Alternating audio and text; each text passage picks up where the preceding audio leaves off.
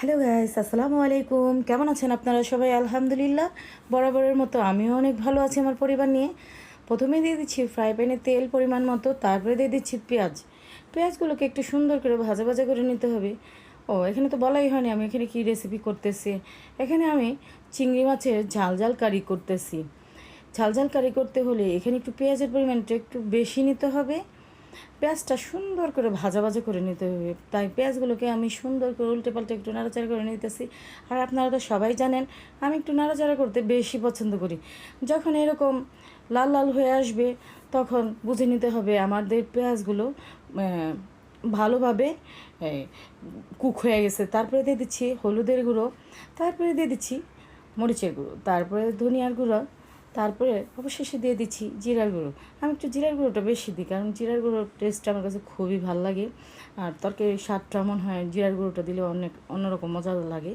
তারপরে দিয়ে দিলাম কাঁচা পাকা মিশানো কাঁচামরিচ, পাকামরিচ দুইটাই। তারপরে দিয়েছি পরিমাণ মতো লবণ। এটাকে সুন্দরভাবে একটু নাড়াচাড়া করে নিতেছি। যখন ভাজা ভাজা হয়ে আসবে তারপরে দিয়ে দিলাম পরিমাণ মতো পানি। পানিটাকে দিয়েও সুন্দরভাবে নাড়াচাড়া করে নিতে হবে। দেখেন কত সুন্দর লাগতেছে এরকম ভাজা ভাজা হয়ে আসলে। তারপরে আমরা আরেকটু অপেক্ষা করব যাতে পানিগুলো, যতটুকু পানি আছে সেটাও যাতে শুকিয়ে যায়।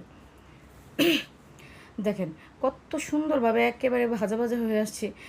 এখানে কাঁচা এবং পাকা মরিচ দুইটাই সুন্দর ফুটে উঠছে। তারপরে দিয়ে দিচ্ছি ধুয়ে রাখা চিংড়ি মাছ। চিংড়ি মাছগুলো দিয়ে এখনও ভালো করে উল্টে পাল্টে নাড়াচাড়া করে নিতে হবে, যাতে কোনো দিক দিয়ে মশলাগুলো ঢোকার বাকি না থাকে। আর আমার এখানে তো অবশ্যই বাকি থাকবে না, কারণ আমি একটু নাড়াচাড়া বেশি করি। তারপরে দিয়ে দিচ্ছি ঢাকনাটা খোলানোর পরে দেখেন কত সুন্দর লাগতেছে। আর ভাই দেখতে যেরকম সুন্দর লাগছে কিন্তু খাই তো আরও বেশি মজা লাগছে। এরকম রান্না শুধু রান্না দেখলেই হবে না, এভাবে রান্না করে খেয়ে কমেন্টস করে জানালে বুঝবো যে আসলে আমার রান্নার কতটুকু সার্থকতা হয়েছে। তারপরে এরকম সুন্দরভাবে নাড়াচাড়া করে দেওয়ার পরে আমি চেষ্টা করি আমি অবশ্যই সবসময় চেষ্টা করি যাতে সহজ সরল রেসিপি দেওয়ার জন্য। দেখেন এটার ফাইনাল লুক কতটা সুন্দর হয়েছে। আপনারা, আমার একটা ইউটিউব চ্যানেল আছে, ইউটিউব চ্যানেলটার নাম হচ্ছে অস্থির ফ্যামিলি।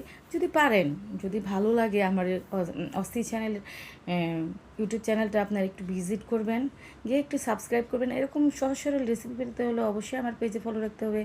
আসসালামু আলাইকুম। আজকের মতো এখানেই আসি। আল্লাহ হাফেজ।